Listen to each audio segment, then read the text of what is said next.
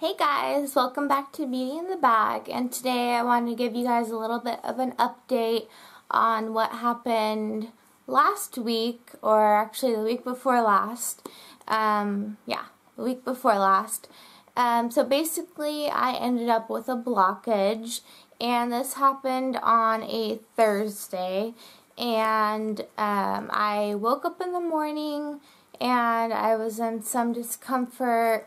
My abdomen was hurting quite a bit, and I kind of knew already that I need to get the ball rolling to get it unblocked because I didn't have any output. So I got in a hot shower and was sipping on a soda because that's usually what does it for me. But I didn't have any sort of clearing of the blockage after that. So I left the bag off for quite some time, I think about 4 hours or so, and wanted to let it kind of just, I don't know, let the air just get to my skin, just let it breathe.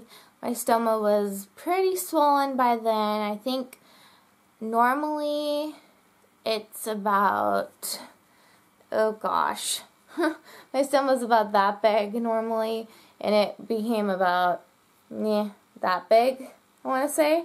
I know that's kind of a hard kind of diagram to give you guys, but yeah, it pretty much doubled in size, and I was a little out of it because I was in a lot of pain, so I went back to bed.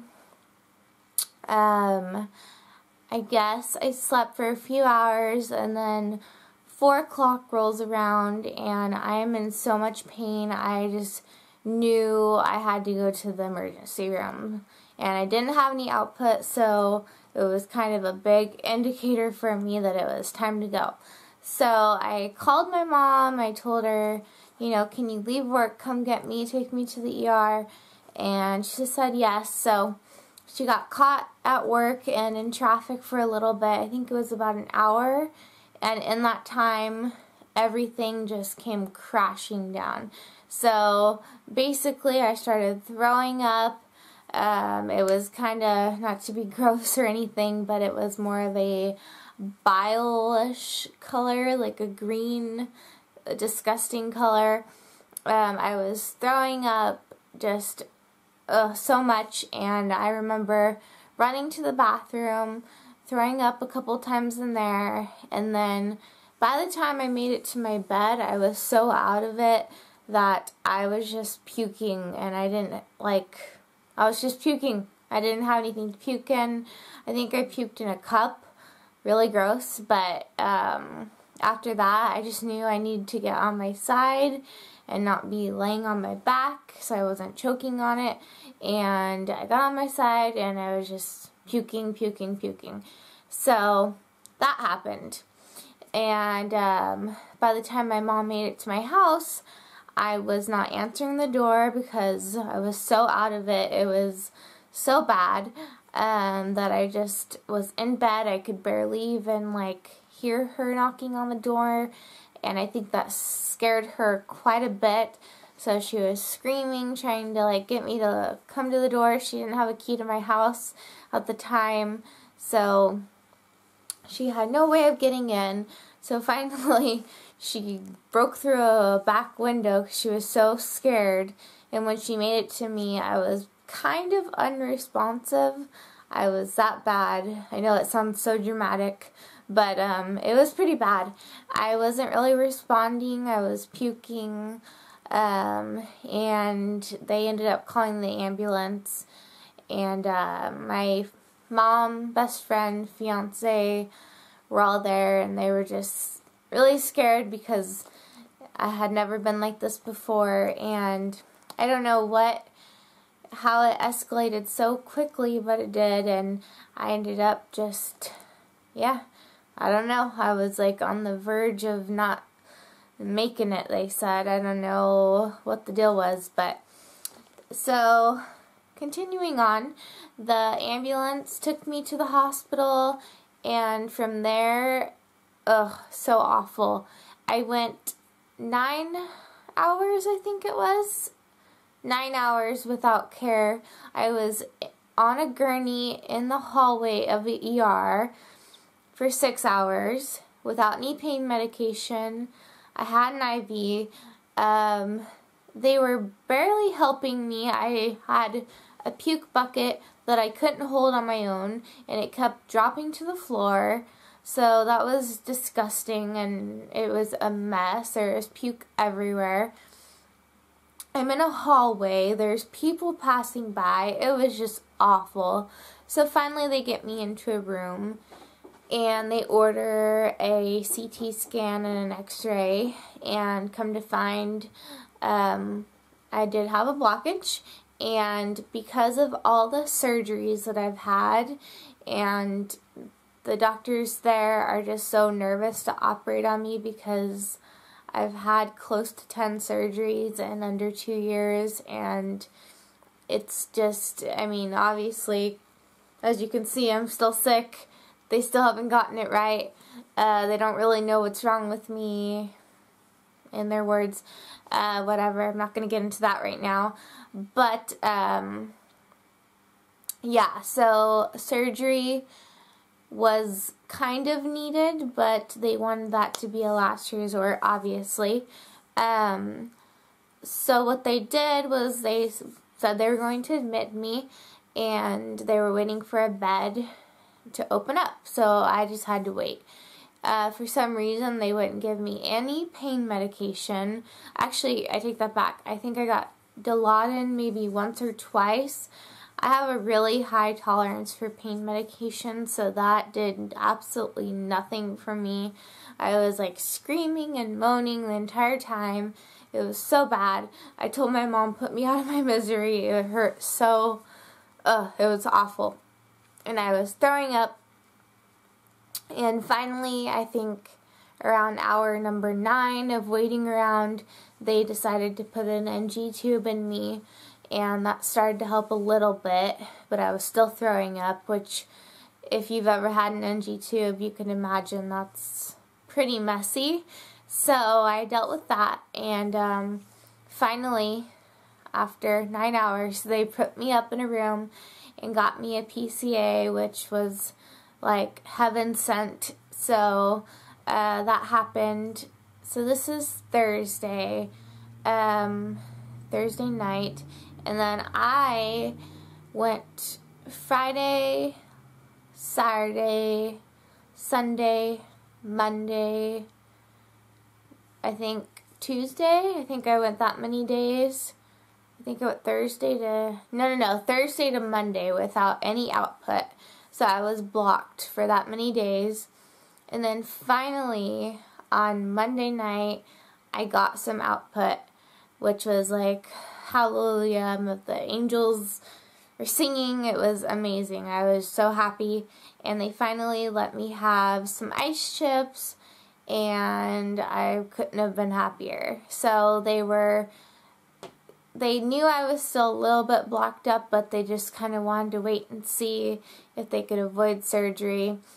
The problem was that, or what they think anyways, is that I have so many adhesions and scar tissue that an obstruction just occurred. So it's nothing to do with food or anything like that. I was eating totally fine. It had to do with the fact that I've had so many surgeries, and there's so much scar tissue, so many adhesions, that it just kind of made a mess of it all. So then,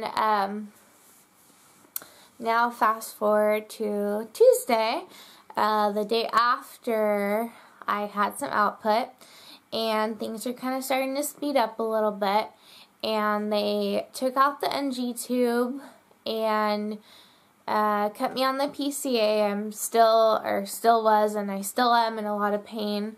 So they kept me on that, and then I think the next day, Wednesday, they took me off the PCA and moved me over to pain pills. So I was able to eat like a liquid diet, kind of more like soft foods, and be able to take pain pills.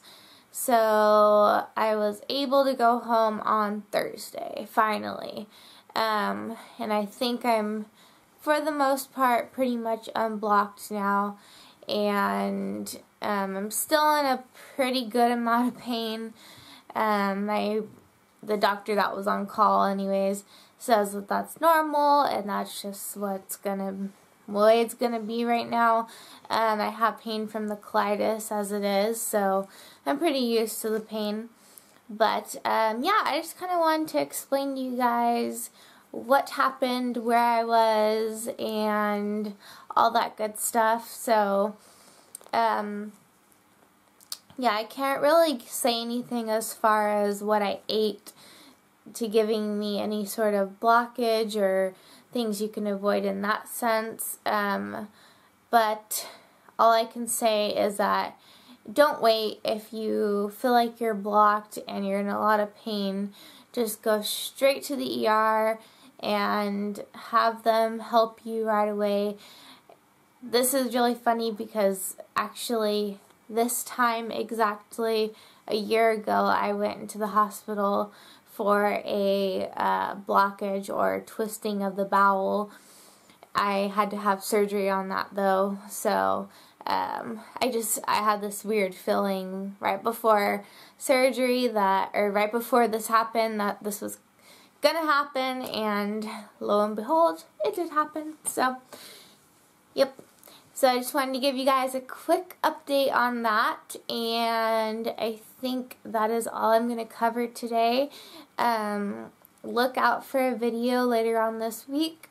My mom and I did kind of a funnier video right before I got put in the hospital, and it's going to take a little while for me to edit that, but as soon as I get that done, I'm going to get that out there to you guys, and I think you'll enjoy it. It's nothing really ostomy related, but if you guys are looking just to put a smile on your face or a quick laugh, that should do the trick. So, as always, thank you so much for watching. If you have any questions, comments, or requests for videos, please do not hesitate to comment down below or email me. I'll have my email address listed down below. I'm still doing the questions video where if you guys send me questions, I'll go ahead and answer them in a video. So far I've gotten a little handful of them. I'm waiting for some more to build up. So please keep sending in your questions. And oh, the last thing I want to say is I have just reached 100 subscribers. So thank you so much for that. I don't even know what to say. I don't even know 100 people. Now I do. I've met some amazing people like you guys, and I just can't believe that I've hit 100. I know 100's not a lot compared to other people, but to me it means a lot, and the support is just amazing. I started my channel a little under a year ago, and I just started it because I wanted to help people, and I never thought that even 100 people would ever be interested in watching me. So thank you so much for your support. It means the world to me. So I hope you guys are feeling well and doing well and happy and having a great new year. So please comment, like, and subscribe if you like what you saw, and I will see you guys in my next video. Bye!